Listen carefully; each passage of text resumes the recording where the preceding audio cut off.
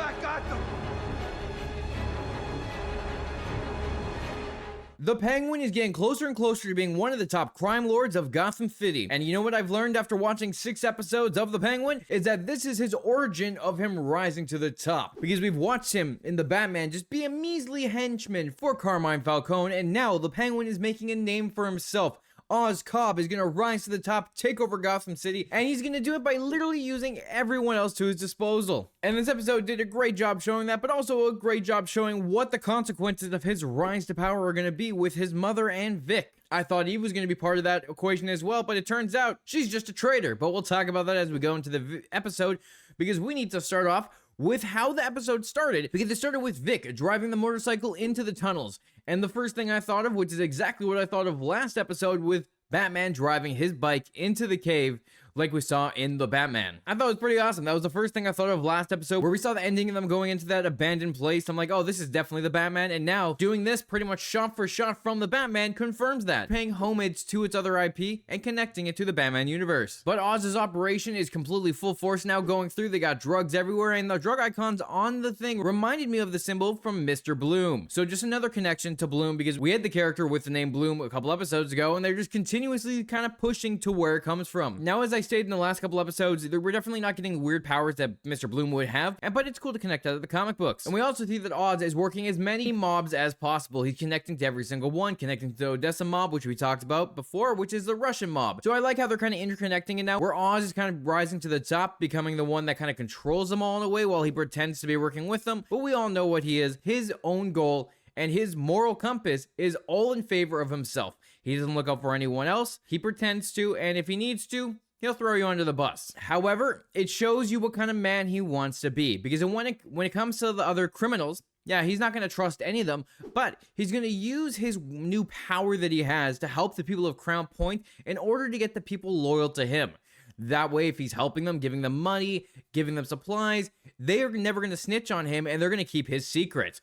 Which is definitely a genius thing to do, with Crown Point being a no man's land, kind of like the comic book storyline, Batman No Man's Land. They're really pushing forward that Oz is going to take care of the people around him in order to get that loyalty, because that's what he thinks is important. And they've been pushing that forward in the last few episodes, and it's definitely showing that that's probably what's going to happen, is that Crown Point is going to be Oz's base of operations. However, as we go forward, we end up picking up with Sophia, who's living in her family mansion now after she murdered everyone, with Sal and Julian Rush. Now, Julian Rush is into that kinky stuff where it comes to feeling the pain. And it's really interesting where they're going with his character, because I've been seeing a lot of people talk about this, how Julian and Sophia are kind of like a Joker and Harley Quinn. You have the Arkham inmate, and then you have the Arkham psychologist. So interesting that they're playing it this way, where it's kind of roles reversed, where Sophia is the Joker version of the character, and Julian is the Harley version of the character. And also, they're just sadistic, so that's where they're going into. But I feel like he's going to help Sophia become more psychotic. He's pushing that behavior, allowing it, rewarding it, and I guess we're gonna see where these two characters go, because he is slowly getting more and more psychotic as we get to know him. When we get to Sophia and Sal, they talk about how Vic was seen in the Sullivan area,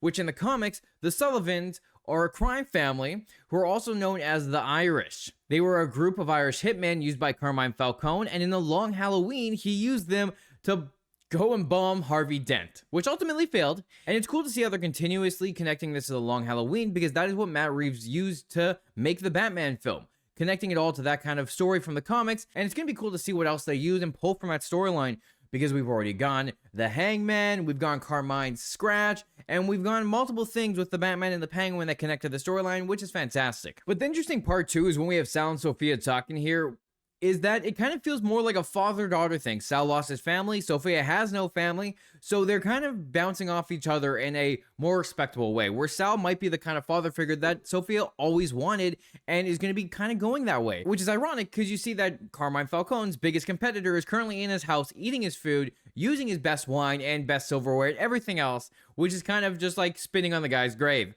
Which, hey, well deserved, because we've seen what kind of monster he is, and, you know, Sal might be a monster as well, but maybe not as bad as Carmine Falcone. Now, it's interesting to see both Sal and Sophia later in the episode go to Oz's house and start looking through it, trying to figure out how they can get to him. They need to find someone who's close to him. But turns out everyone in his family is dead to their knowledge, which pisses off Sal a lot because he needs something on Oz to take him down. He wants to take away what he cares about because that's exactly what Oz did to him. He killed his wife and son, and he wants revenge. He wants that blood. And Sophia even talking about how his whole family is dead was setting up the big reveal at the end of the episode, where Sophia realizes and finds out that Oz's mom is still alive, finds out he lied to her, and that is what she's gonna take from him. It's pretty much exactly what I've been saying the last few episodes ever since we met Oz's mom, is that she's gonna be the first to die. There's no way she is not gonna be a tool to be used for Sophia to get back at Oz. It just makes so much sense to take away this villain's one part of his life he cares about, which is also going to probably turn Oz to go on the deep end, because he's not going to have that mom anymore. But we'll talk about Oz's mom in a moment, because I have some things to say about that. However, we did see Sophia noticing Eve's picture and knowing that Oz cares about her. Now, the thing about this is I totally thought they were going to take out Eve this episode, but later down the road, when it comes to Sophia looking into all of this, she goes to find Eve, tries to get all the girls to rat on Eve, figure out where she is. Roxy gives her away. My first thing was like, holy shit, Roxy's a traitor. She's given up Eve. It's all going downhill from now. But it was all planned. Eve wanted her to know, because Eve knows she's involved in this. She was completely okay with giving up Oz, especially after Oz screwed her.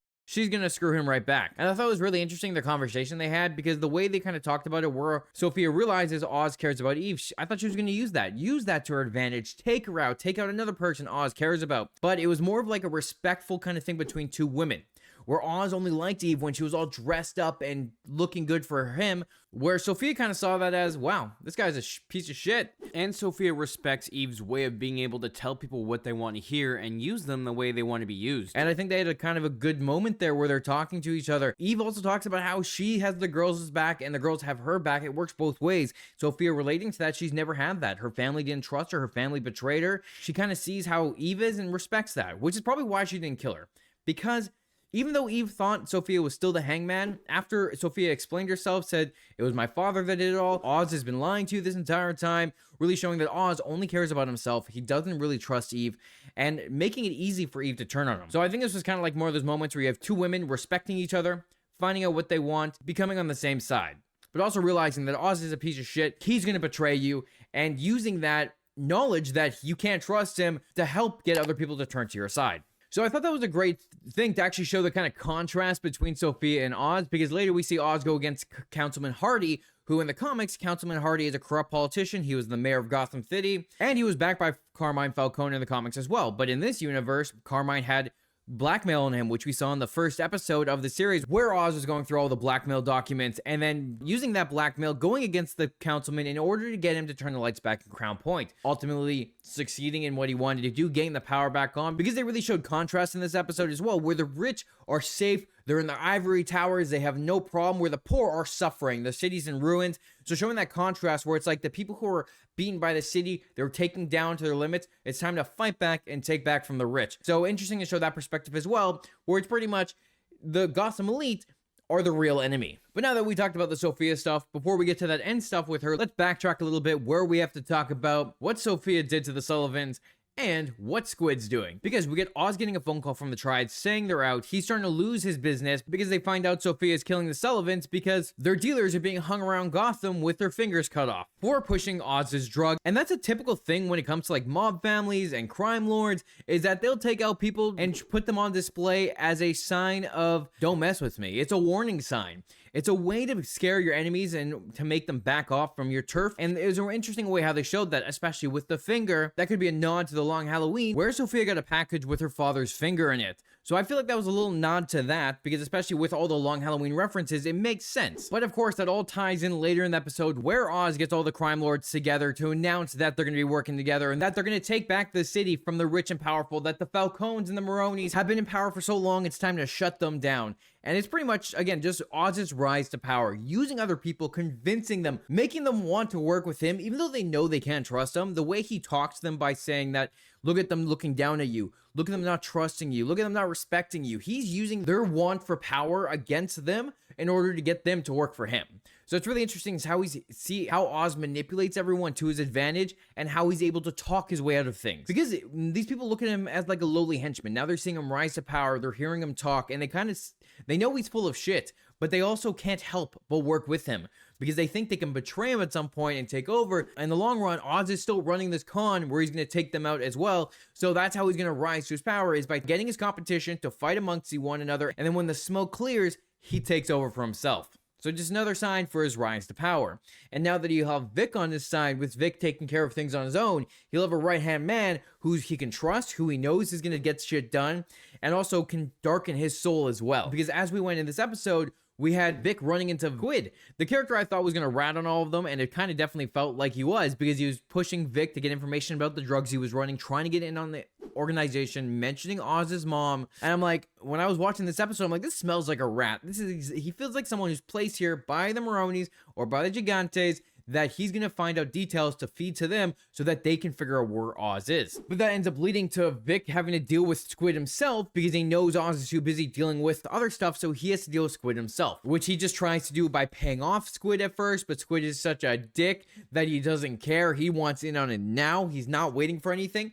Which honestly, if it wasn't Vic talking to him and he was talking to the Penguin would have blasted his ass right there. There's no way in hell that guy could have got away with talking to any of the crime bosses the way he did to Vic. And I love that Vic actually shot him. That shows his kind of turn to the darker side. He's gone completely away from what his family would have wanted from him, and this is his dark path. And bro really shot him in the neck and let him slowly die. Like, that was probably the worst way to go. It wasn't quick, it was long and painful. So Squid was kind of a jerk. He might have deserved it, but it shows Vic's descent into the darkness. And even when we get to Oz's reaction later, he knows right away that Vic has killed someone. Just saw it in his face. He understands the feel of your first kill and respects him for it, and is proud of him, because he knows his rookie, the one he's training up to be his partner to work with him, he's proud of what he's done. This also means that he can get easy blackmail on him, so if Vic does try to betray him at any point, he can use Squid against him. But you have the cold line coming from Oz as well, saying it gets easier, showing that as you get into this life, as you take more people out,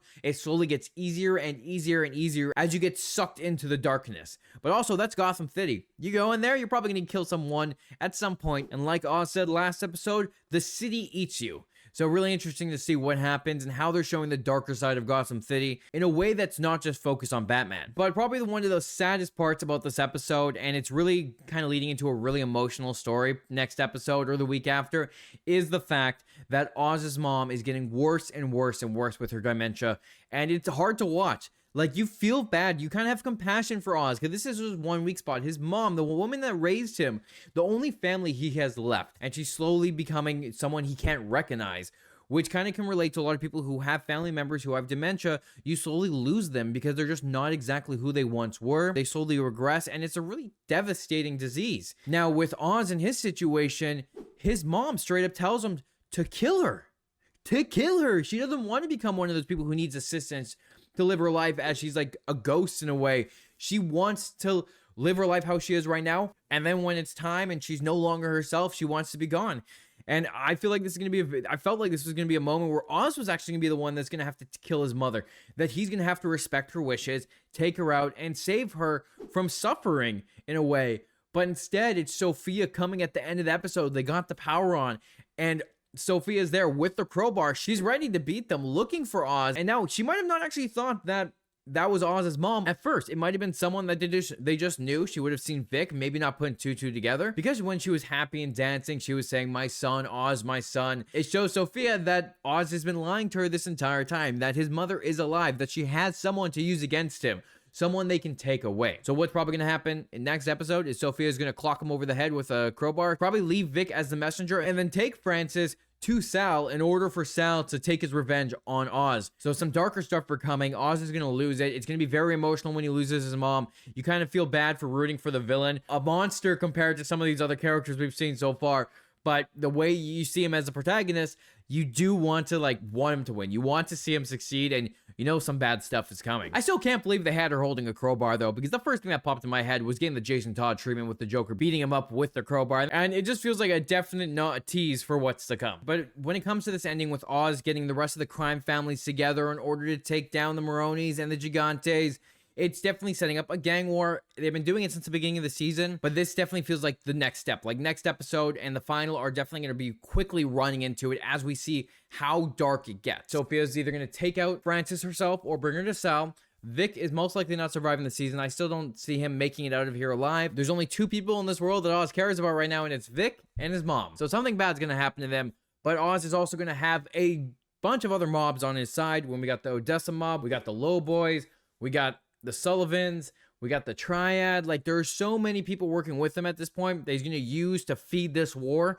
in order to rise to the top. And like I said, when the smoke clears, he's going to be standing there. He's going to be rising to power. He's probably going to take control of some of their districts, which is then going to put him in that kind of state where he's a formidable person against Batman, where the Oz is running the city in the underworld, and the Batman is going to have to go against him in a different way than he's done his normal villains. He can't just go and start punching him.